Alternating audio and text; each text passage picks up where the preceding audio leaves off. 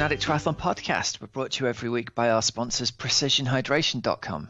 Precision Hydration offer electrolyte drinks in different strengths to match how you sweat. Personalise your hydration strategy today at precisionhydration.com and get a free box or tube of pH worth up to $9.99 using the code OxygenAddict. And we're also brought to you by Thriver.co. Take health tracking to a new level with your personalised at-home finger prick blood test. Get £30 off your first test with the code OxygenAddict30. Cool. Welcome to the show, everybody. We have all kinds of good stuff in store for you this week, don't we, Hells? We do, and we're back from Malta. We are back from Malta. We have had an awesome trip. We are back officially in the studio, in inverted commas, in the studios. I don't know where your studio is today, Hells. Today, my studio is my mum's dining room up in Blackpool. I've brought my little dude up for a visit to the grandparents for half term. So we're up nice and early. Like it. Mine's my lounge. Nice. Yeah. With nice. Fine. It's all good. This is the studio. Very different to last week, but this is the regular one. Last week was just something extraordinary. We're not sitting overlooking the harbour with the sun setting and $1 million yachts sitting in the harbour beneath us today, are we? No. But we do still have a bit of a Super League influence, I'd say. Super League Triathlon theme going on this week. We sure do. So we had loads of stuff that we couldn't fit in last week's show. We've got this week a nice interview with Chris McCormack, who's involved in the organisation of Super League Tri. Obviously, two-time Ironman world champion, ITU world champion. He must have won about 200 races in his career, mustn't he? And he is a man who has got the energy of 10 men. Yes. And you've got a cracking interview with him. He doesn't hold back. He was always known as having one of the biggest opinions in sports and being not afraid to say it as well. So, and that hasn't changed. No, it hasn't at all. Yeah, so that hasn't changed. So yeah, it's really interesting to hear that interview. And then you spoke to like the big boss of Super League Triathlon.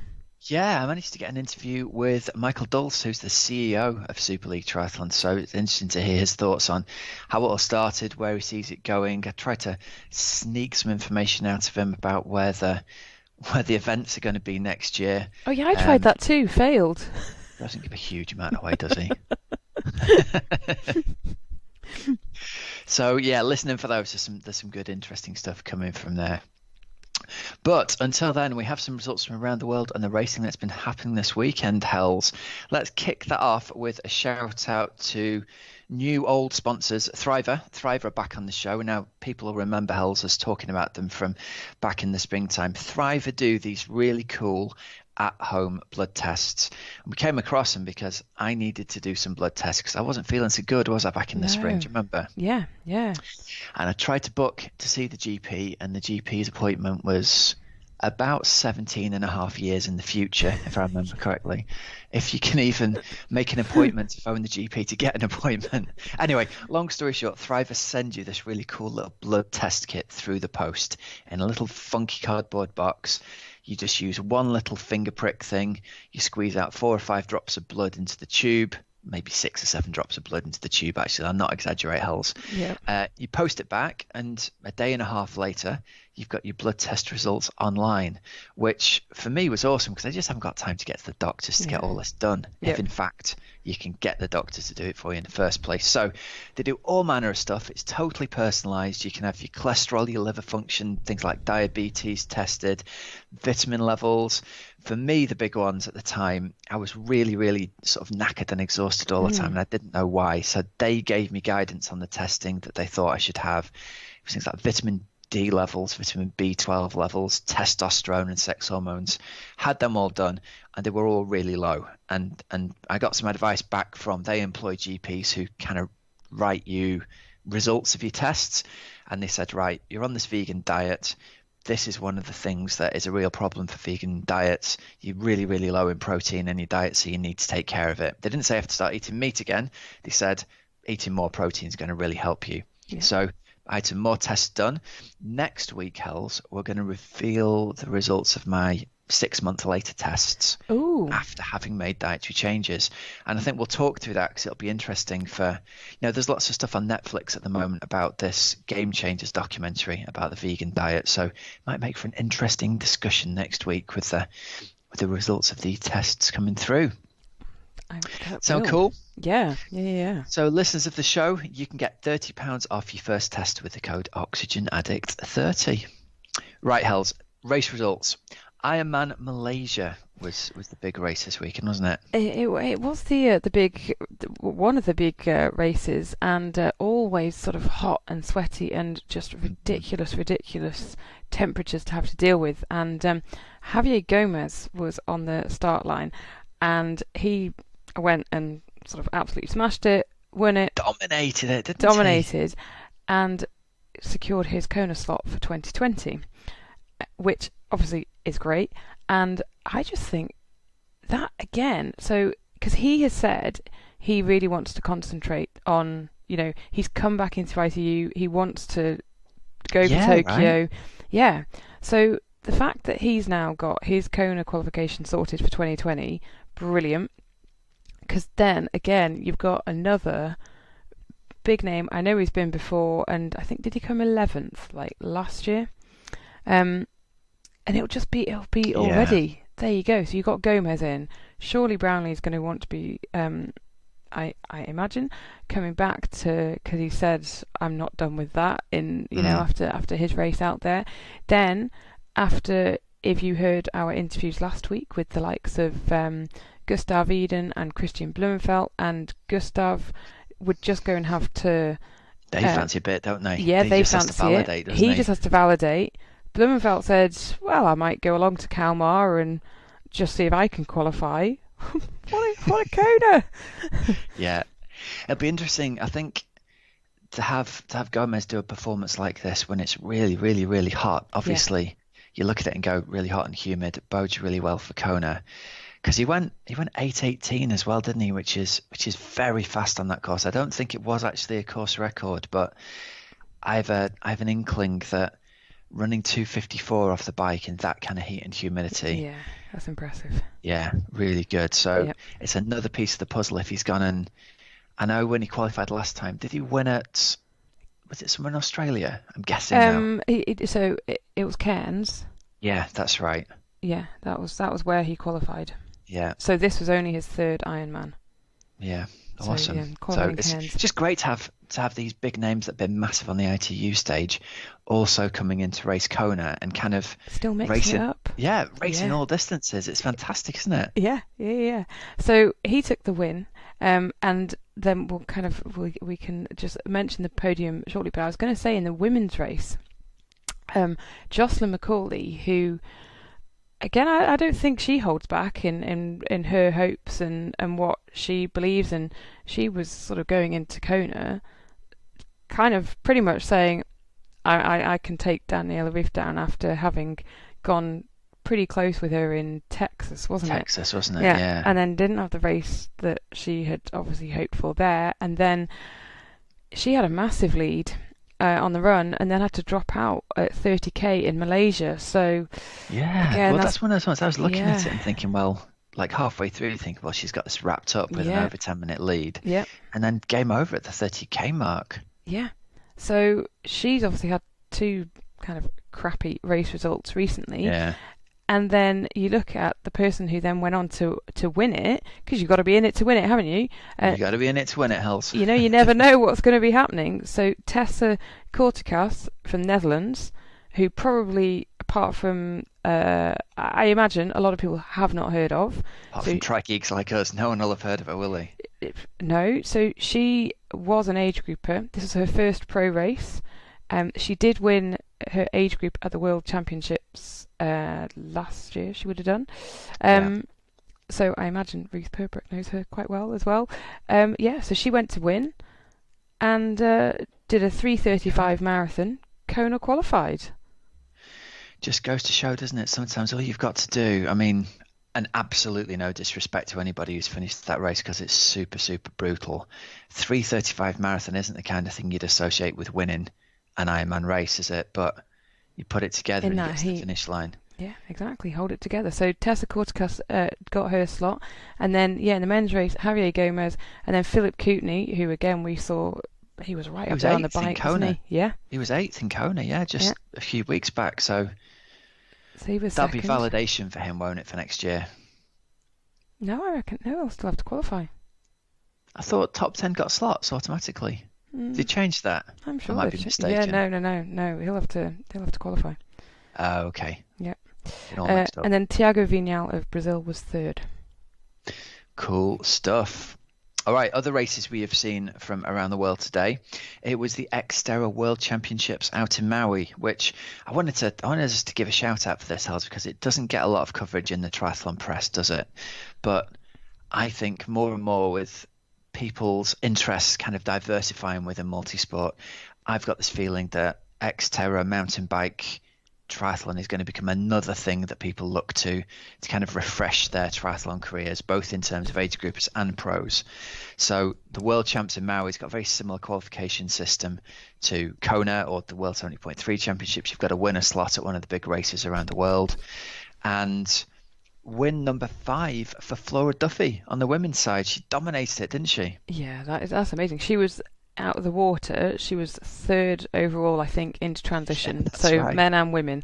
She was in there 3rd, and I do think she did get the 2nd fastest swim, but maybe someone sort of overtook her going into transition. But that's amazing. And given that she did have such a horrible season, basically had to sit it out, didn't she, with injury, and just to kind of put that behind you and overcome all the doubt and go out there and put out a dominating performance like that, because she beat Leslie Patterson, who I think has won it 3 times herself. That's right. Yeah.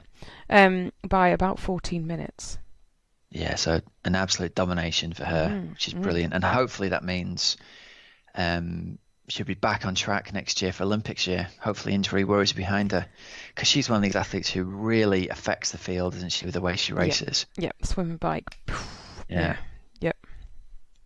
I did a bit of research about this. Bermudans can also have a British passport. So can we have a race for us as well? The Olympics? Can we bring her in? We don't need any more amazing women. No, that's very true. We do not need any more amazing women in triathlon. We should be allowed 5 or 6 of them, I think. Well, exactly. That would be, 5 or 6 slots, exactly. But being a British female Olympic distance triathlete at the moment is a bit like being a Jamaican or American sprinter, isn't it? Yeah. You can be 4th or 5th best in the world and not even get to go to the Olympics, unfortunately. Yeah, exactly.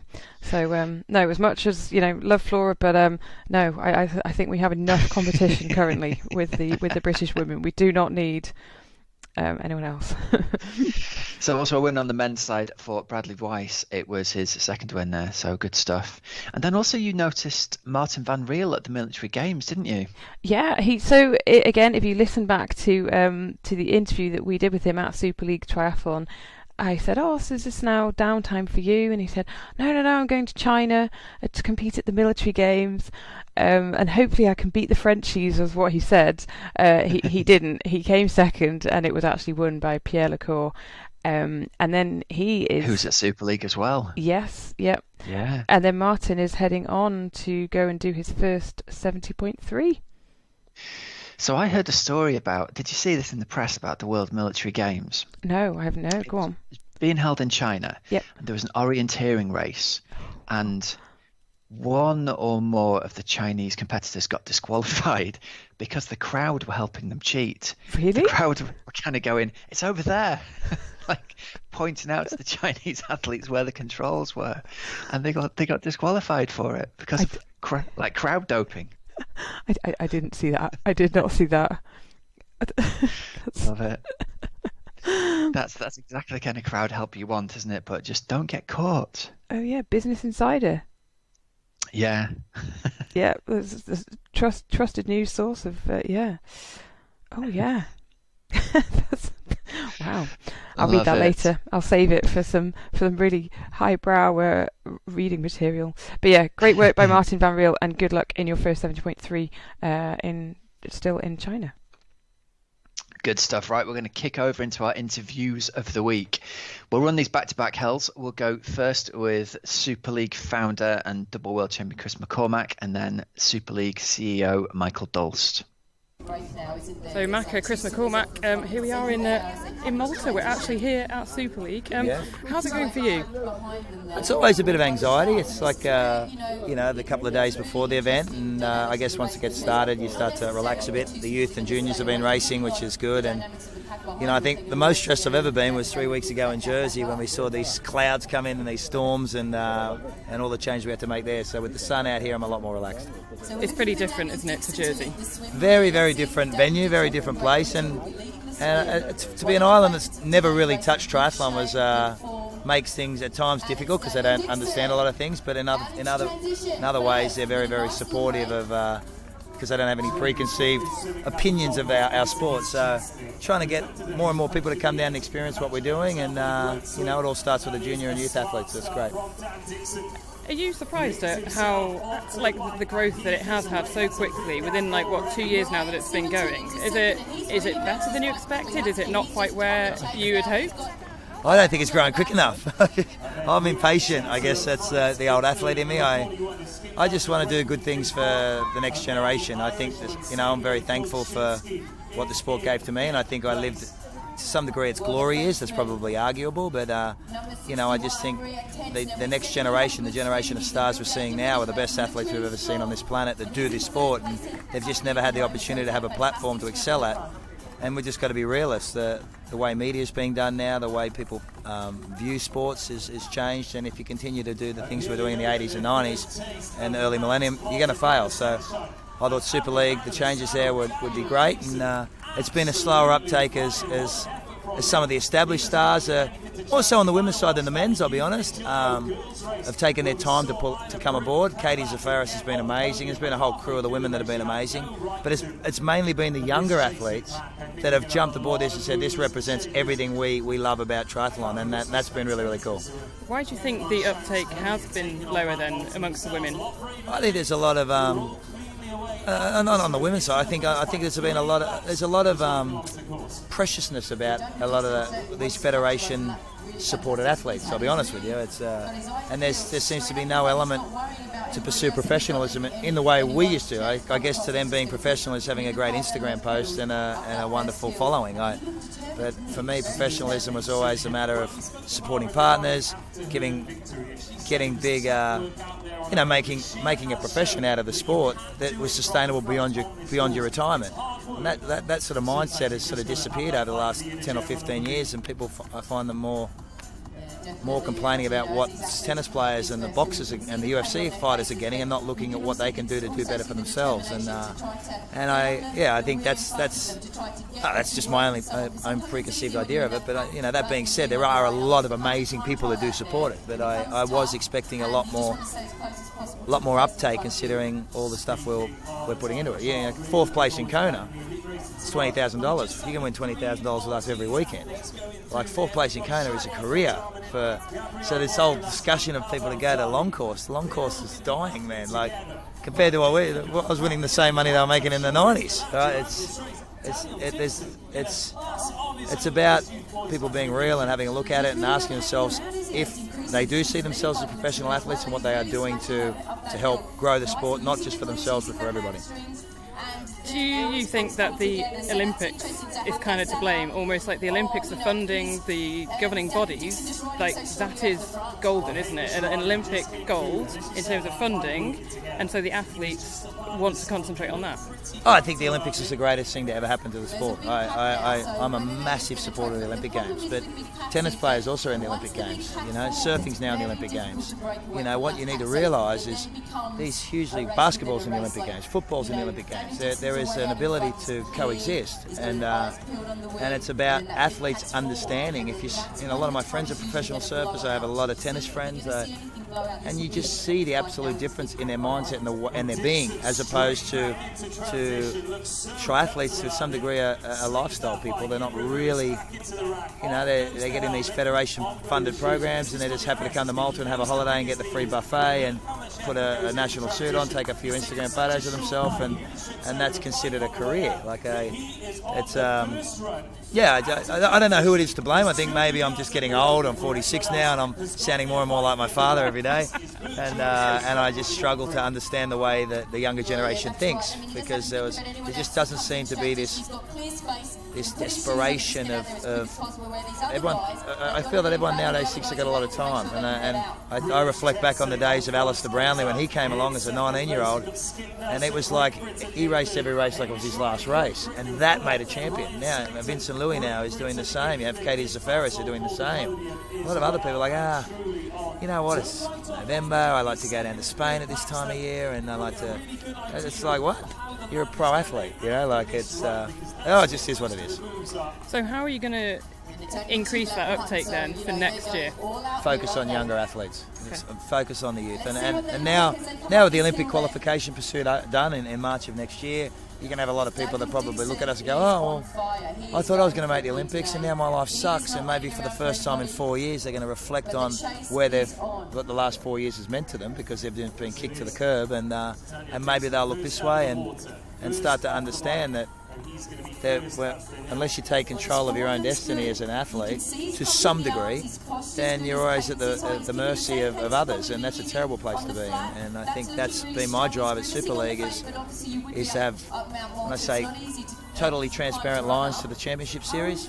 I don't care if you're blue, black, orange, yellow, professional, not professional. If you think you're good enough to get in the Super League, come to a qualifier, race, and do a result. You're in here, and that's the purity of sport. When you're a junior kid, that's how you think sport is, and it's only when you get older that you see the corruption and the lack of transparency. And I want Super League to be that clean, and I'm hopeful that the athletes then will start to reflect and come across. And if not, all our attention now is on Generation Next. I don't care about the old people, because they're to some degree they've gone through this cushy way of life, and it's going to be hard to rechange that. And it's only when they get to 46, like I am now, they're going to go, geez, that was a complete and utter waste of time of my life. Is that horrible? No, I don't mean to be horrible. But it's true, you know, it's true. What are race plans for next year then? Because like we said, you do have the Olympics, yes. And then you're going to concentrate on this after the Olympics, right? Yes, so what we did was, after speaking with the athletes, because we try and involve the athletes in a lot of the decision-making processes for the series, and we have an athletes administration, an athletes group, and they, you know, one part of that group is as we raise more money, because every year we increase 20% of the prize money. It's part of our vision for them. It's where we don't say where that money's. It's not 20% of the prize money. It's 20% of all revenues, and we allocate that to the athletes. They tell us where they want that. They might want to fly business class. They may want to stay in better hotels. They may want to eat caviar. I don't care. That's their call. They may want more money in the qualifier series, which was the decision last year. We had no money in the qualifier series. Now we have qualifiers make prize money. But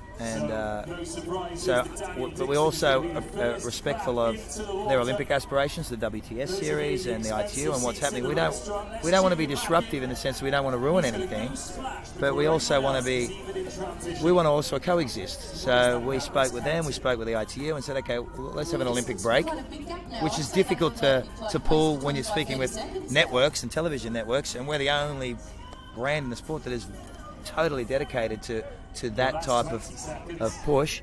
And we're going to have the Olympic break, and then we'll have 5 races post the Olympics, and that will be announced after this series. So you don't know yet, venue-wise? We know the venues, yeah. Okay. Yeah. Well, you're not telling me the venues? Not telling you the venues.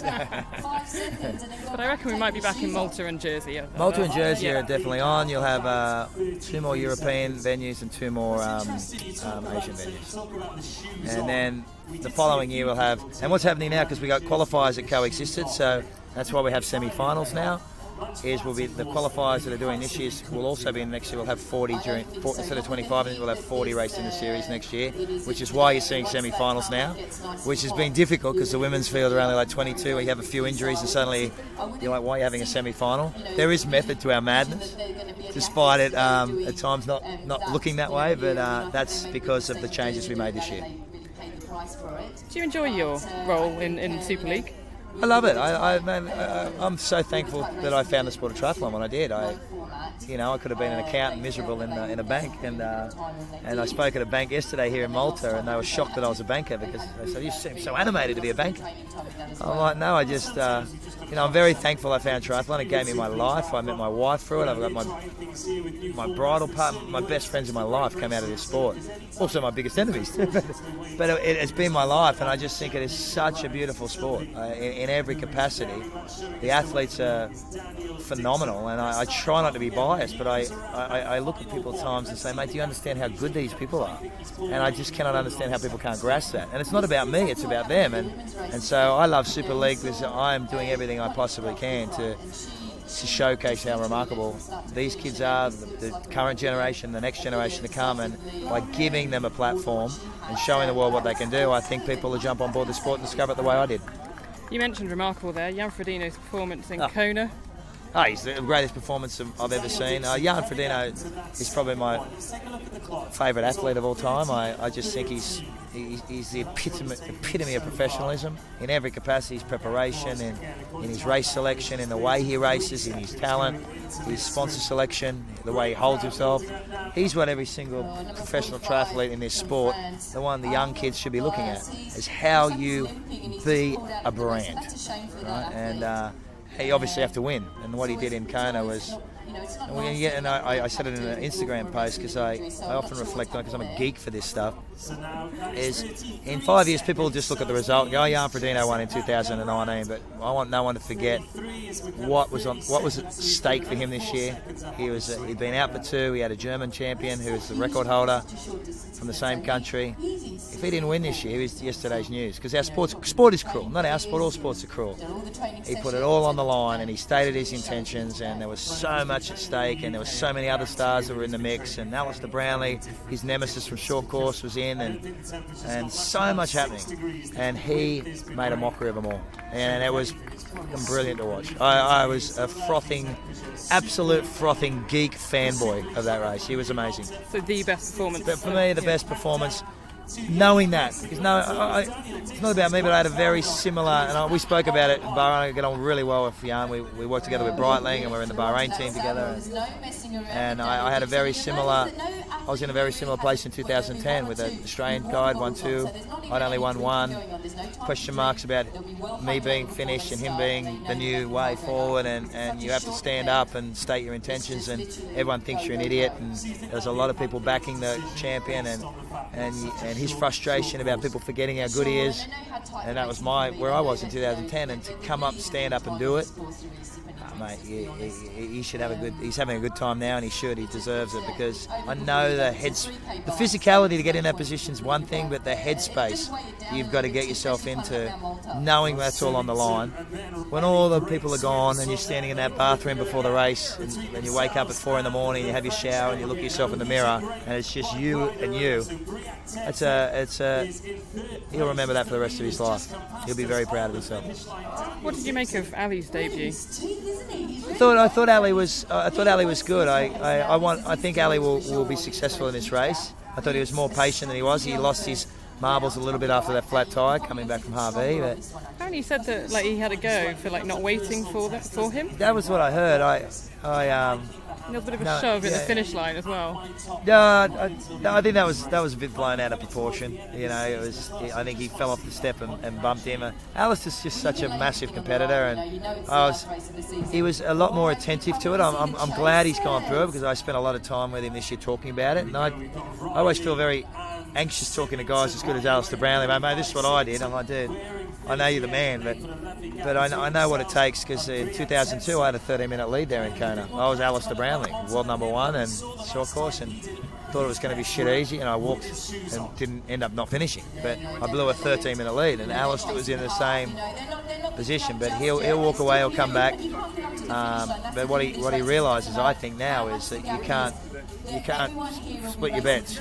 You're either an Ironman athlete or you're going to do the Olympics. And that was interesting, because in his pre-race interview, he actually said that, I think you can mix. I don't think so. But that was pre-race. Yeah, I don't think so. And I think Jan Frodeno showed him why you can't do that. And Jan, and as I said to Alistair, and I've said it to everybody, the difference between Ironman and everything else is Alistair, I can go for a run with you, or my friend here can go for a run with you over the pace you're going to run Olympic distance, and they can't keep up with you. But we can go, I'll take you on a run right now that's the pace that's going to win Ironman. And it's easy. But you've got to do it at the 6 to 7 hour mark of the Ironman. And that's the frustrating thing as a short course athlete, and a very good one, that's used to having a knockout punch being your sheer power and strength. Knockout punches don't win Kona, right? It's consistent pressure wins Kona. And that pressure is hard to apply for long, long periods of time. And then knowing when to have a knockout punch off that consistent pressure is key. And when I always think of it like Ali Foreman and the Rope-A-Dome. Foreman should have knocked Ali out, but he didn't, right? He just wore him out, and then before you know it, Ali's got knockout power. And that's the same in Ironman racing, and that's where I think you can't hedge, because they require two completely different things, and you end up being average at both. Which way would you go then for 2020? If I was Alistair Brownlee, there's nothing left in short course racing for Alistair Brownlee to prove. He's the greatest short course triathlete ever, period. The most entertaining I've ever seen in my career. He'll be dearly missed, and he's looking for a new challenge. And I just know the competitor he is. He would hate what just happened in Kona, and I think as a fan of triathlon, I selfishly want him to go Kona way, because I think with him there and Harvey coming back, and maybe Jan's gone, but Patrick Lange and Kienle and T.O. and all these, it's a great new era of racing we get to witness. Love it, and it all starts right here. Yeah, and then you'll probably see one of the young kids coming out of here doing Kona, but hopefully we can keep them in short course racing a little more, because I still think short course racing is the breeding ground for the sport. It's where we sow and all the future talent, and Ironman in its the monolith that it is and the business that it is doesn't truly appreciate that yet. So I think it's important that athletes, amateurs, and youth and everybody come out and support shorter racing, just to keep that growth up into Ironman racing. It's important. Would you let Vinokurov come into Super League? Would I? No. I'm not a fan of. I'm not a fan. I'm also not a fan of people. I was reading on social media. I'm not a fan of everyone criticising every single performance that's ever been done. In fact, I find them weak as piss, those people. And they're just poor excuses of humans that want to question the performances of a Jan Frodeno But I understand why there's a question mark over everything, because of everything we've been through. But I also hate the athletes because I always find the athlete that whinging about the drugs is the athlete that needs to justify why they're not winning, and just not accepting the fact that they're just not good enough. And then you've got all these people that feed that ugliness of the sport of sport, and I understand why people feel that way. But if there's no smoke, zero smoke in the case of some of the athletes, then there's no fire. If there's smoke, ask questions. Yeah, and they're doing it with Mo Farah now. There's a shitload of smoke, Mo, right? So your question to go Jan Frodeno or an Alistair Brownlee or anything, mate, piss off. In the case of Vinokurov, there's not only smoke, there's a bonfire, there's a fire. He's an amateur. He's not pursuing, and he's allowed to race sport. So he's technically not doing anything wrong. Could he come and race a Super League age group race? I wouldn't stop him. I just wouldn't rejoice him in the same way that Ironman did with "It's so wonderful to have you here on our island." I don't think you need that. Yeah, personally. Chris, thank you so much. Too easy. Cheers.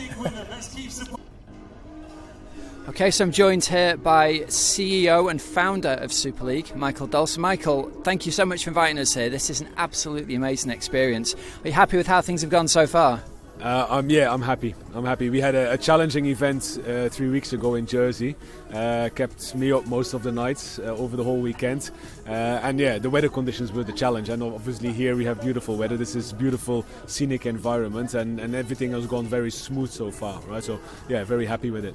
Yeah, so you've got incredible scenery, you've got beautiful weather, we've got some incredible athletes racing. Like, first up, I want to just say it's brilliant to watch the youths and the juniors racing, and the fact that they're all in the same kit, the pros are in, they've all got the names on. You've really made them feel really professional. So that's awesome. It's something we started last year, actually. There's a Dan Salcedo of the BTF, a youth engineer performance coach. We're speaking to him, and he's like, it would be great for them to get involved. And then Fintan Kennedy, one from Jersey, they kind of masterminded this idea. And we said, obviously this is exactly what we want to do, the future of the sport. Give them the chance to have the same experience as the pros, race on the same on the same course, and we started it last year. It was fantastic. I mean, at the time we had Alistair Brownlee doing the race briefing, etc. So a great experience all around.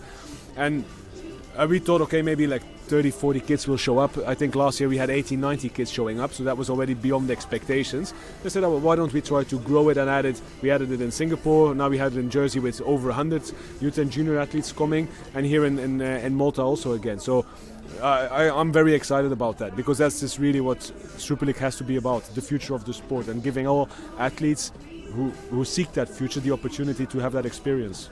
It does seem, from talking to a few of the juniors, a lot of them really feel as though like this is a series that is going to help us develop. And I think your average 15-year-old can't see a way to ITU or the Olympics, but the fact they get an invite directly to here and the mixing with all the pro athletes you see on TV is incredible, isn't it? Yeah, I think indeed. I think that's what we want to offer, right? And it's also the experience of this form of style of racing. I think that helps an athlete shape, right, and really get better at triathlon, right? And and having the experience to do it on the same course as the pros on the same day of the course. Some of them actually then qualifying to race with the pros in the semi-finals. I think it's fantastic. Yeah, it gives a great opportunity. Yeah, so one of the cool things here is then you've got a couple of juniors who win their event. They get an invite for the race that afternoon to go and race in the semi-finals with the pros. That's a brilliant idea. Exhausting, but brilliant. Yeah. Well, we had it in Jersey. Simon from Germany, he won that, right? And he then actually raced in the semi-finals. In the semi-finals, he outsprinted, I forgot who it was, but he outsprinted, and that put him in the top 15. So he's actually qualified for the finals. But then because of already a heavy training load and obviously a full day of racing, he decided to not take that, right? And then a couple of weeks later, I texted him on Instagram and said, mate, why don't you come to Malta and give it a real go, right? And now he's here, so I'm very excited to see what he will do. Yeah. Well, I met him at the pro briefing yesterday, and he's just so excited that he's here. It's like you can see in his face, he's got big wide eyes, and he's like, I can't believe I've made it here. No, that's look. I think that's what we want to do with Super League, is just show that flexibility and engage the athletes and create opportunities that inspire and engage, right? And I think Simon is one example, but I think I hope that a lot of other kids will jump in and say, I want to do that, right? And maybe I'll have a chance, I'll give it a go, right? And growing, ultimately, I think. What we want to achieve is get more people into triathlon and seeing triathlon as a career, right? And I say the pursuit of dreams is possible, right? And enable that and empower that, really. Well, one of the other cool things you do is it's interesting to hear the pros talk about the Outreach into Schools program that you do around every one of the events. Well, tell us a bit more about that. Well, I mean, I think, look, the whole idea for Super League is fairly simple. Ultimately, here's a sport that I've loved since from Belgium. So 1996, Luc van Lierde was the first European to win Ironman Hawaii. We were all cycling crazy, and then we suddenly thought, okay, here's another endurance sport that we're good at, right? So everybody started doing triathlon, including me, right? So, and since then, obviously the sport has developed.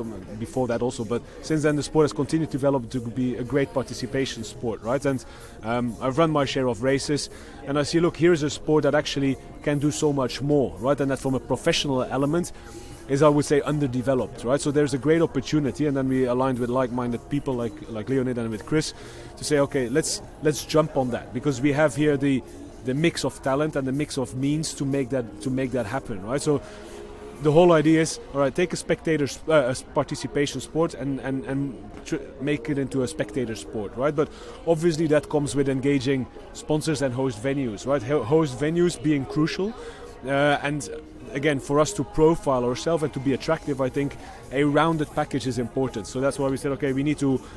It's not only about tangibles, but it's also about the intangibles, right? The tangibles, media value, direct economic impact, etc. We can measure that, but it's also about the intangibles. What does the community feel, right? And I think that is something that is very, very important, and we do a lot of research around. Even we go and research what, for example, UCI World Championships impact in Yorkshire is, right? On the non-fans. Yeah. And so it's understanding what can Super League do for the non-triathletes in a venue where they go, right? And Well, in Jersey, for example, Jersey 3 weeks ago, we did a survey and we found that 80% of the people who did not attend the event, who just couldn't care less, so to say, right, were actually proud that Super League was in Jersey. So they still had that emotional attachment, and I think that is delivered by what the athletes do in the week built around it, right? It's about everybody gets to hear them on the radio. They know that their kids saw them in school, or they know that they're going out and doing something in the community, and it makes everybody proud, even if they don't care about the race, or they don't care about triathlon as such, right? So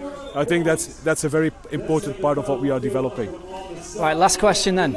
How long before you're going to bring this event to Great Britain? How long before we have our own Super League Great Britain? Come on, you're on the spot now. Not too long.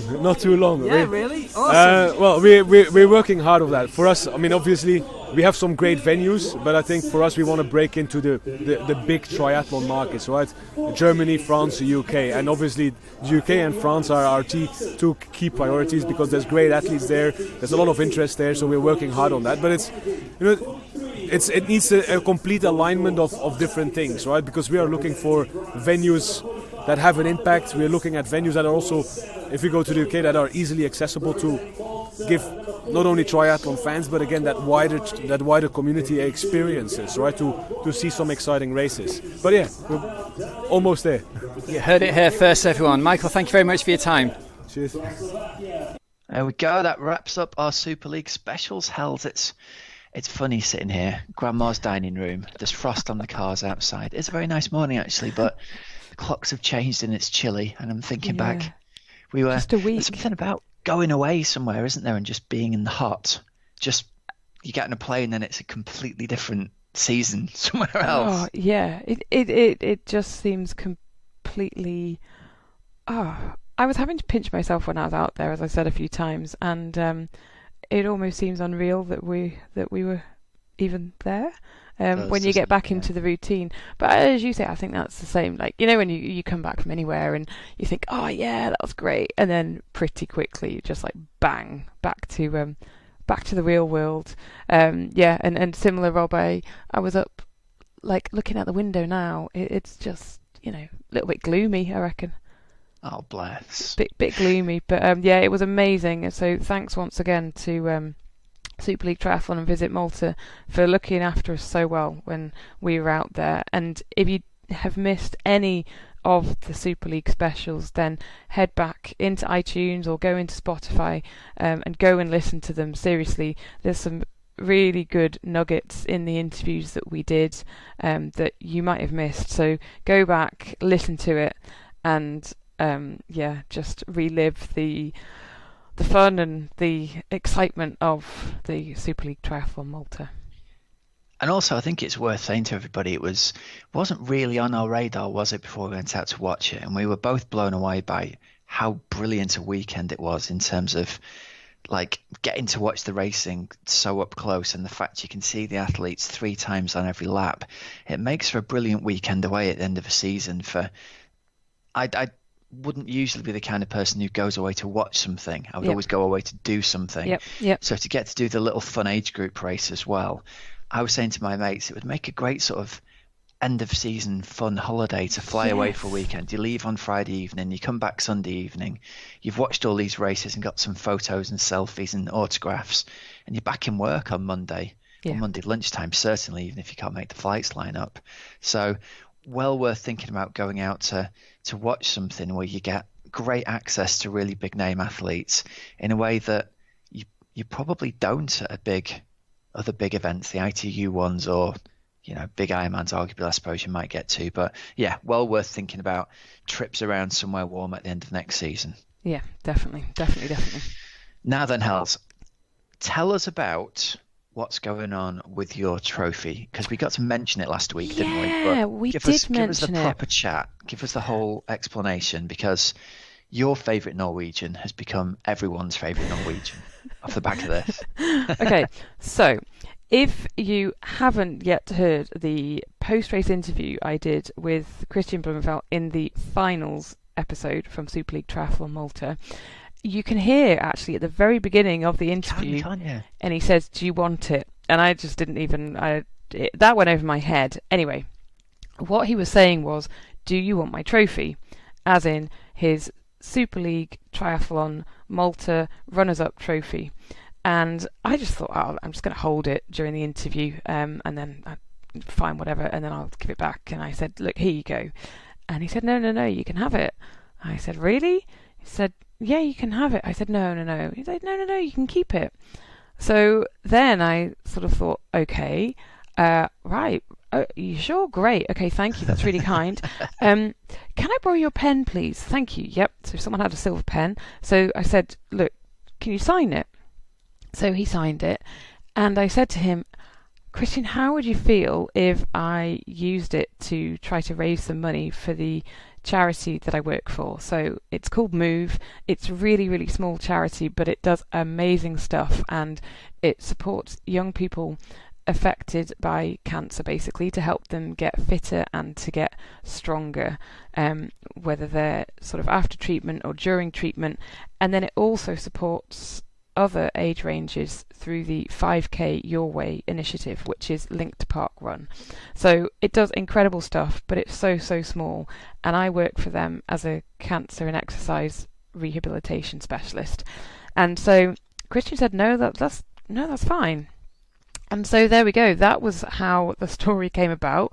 So then I put it on Just Giving. So it's justgiving.com/fundraising/favourite Norwegian. And basically I'm asking people to donate. And for every £1 that you donate, you're going to get entered into a raffle to try to win Christian's signed trophy. And then Lucy Gossage, who's obviously also involved in, she's an oncologist, she's heavily involved, and she's a co-founder of 5K Your Way. She's thrown in a triathlon top, and then there'll be some goodies as well from Super League Triathlon. So, Rob, I set a target of £400, which is how much it costs to support one young person through the online program for 8 weeks to help them build up their fitness and strength. Within 48 hours, totally smashed that target. Yes. Yes. What's the new target then? So, well, maybe 800 quid, because then we could help. Quid, yeah. Isn't it? Yeah. It's got to be. Right, £800. So I'll change it, and I'll edit that. Go. So, yeah, justgiving.com/fundraising/favourite Norwegian. And it's a very cool trophy as well. It'd be a very, very cool thing to have in your office, for sure, and amongst your training stuff. Signed by Christian Blumenfeld. Who knows? We reckon probably future Kona winner as well. Get in now, before he's super, super famous. Definitely. So you have until midnight on November the 30th, 2019. Fantastic stuff. We'll put a link to that in the show notes as well. So all you've got to do is go into Spotify or iTunes, find the show notes, click the link, and it'll take you right to the page. Oh, Robin, one other thing. I did email him and said, thanks again for the trophy. I hope you weren't offended that I've decided to try to raise some money through it. And I said, we've already raised a couple of £100 at that point. And he was like, oh, that's really cool. Nice. So, yeah. So there we go. Great stuff. Right, let us do Coach's Couch this week. Yep, so a question from Rick Heap, who says, I've just done a 2-hour steady ride.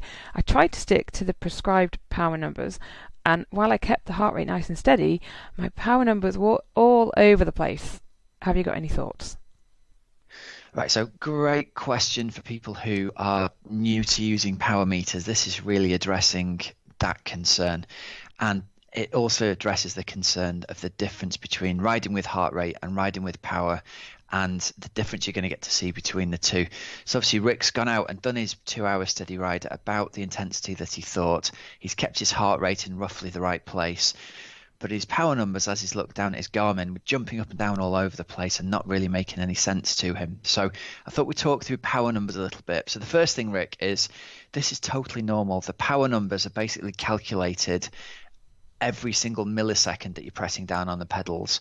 So there's obviously different amounts of force going through the pedal at every point of the pedal stroke. So you can't just get one single number that tells you you are riding along at 150 watts. What we have to do is we have to use the Garmin to make some sense of the information in a way that our brains can can basically read it. And the way we do that is we tell it how often to show us the number. So you've got an option in your Garmin to look at either 1 second average, 10-second average, or 30-second average power. And my advice to you is to have the 10-second and 30-second average numbers on your Garmin in front of you. Again, the 10-second number is still going to move around quite a lot because it only takes a very small acceleration to change the power massively to mess those numbers up. So the 30-second average is going to be the one that makes, kind of in inverted commas, most sense to your brain. The other thing I'd have you do is have a field on your Garmin that says average power for this lap. And whenever your terrain changes, so if you go from riding on the flat to riding uphill, you go from riding uphill to riding downhill, just hit the lap button on your Garmin. And what that's going to do is it'll tell you what your average power has been since the last time you hit the lap button. So you get to know the idea of the average power you've done on this climb. And in a way, that makes for a really nice number to look at, because if you know that you're trying to hold, say, 150 watts for your zone 2 steady ride, if you're riding uphill and the average power for this hill section is 250 watts, it tells you you've been going way too hard on this climb. And that's really what the power meter is useful for. It's to teach us that how things feel are not necessarily how they actually are. And coming out of corners, going up hills, we often put out much, much more power than it feels like we are doing. So we have to learn that that is having an effect on the physiology. We need to dial it down a bit on the hills and coming out of corners. So yeah, Rick, it's a learning experience using your power meter. It's not something that you're going to get used to straight away. Just use these 10-second to 30-second and your average lap power numbers, and kind of use the art of learning to read the Garmin as well as the accuracy of using it, which is not quite as easy as the numbers that will come when you're riding it indoors on the turbo. Okay, so that's our Coach's Couch bit. If you're interested in finding out about more for coaching with Team Oxygen Addict, you can talk with me over Skype. There's a link in the show notes. Just pop your email address in there and I'll email you to work out a time that works for us both. Cool. Right, Hells, a bit of news then.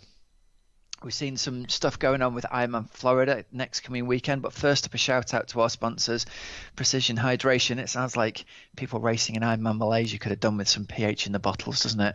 Oh, yeah, very hot. Very, very, very hot. Imagine how much Precision Hydration I'd have to take over with me if I was racing in Malaysia. I'd need a whole suitcase full of white powder, wouldn't I? That sounds very dodgy, Rob.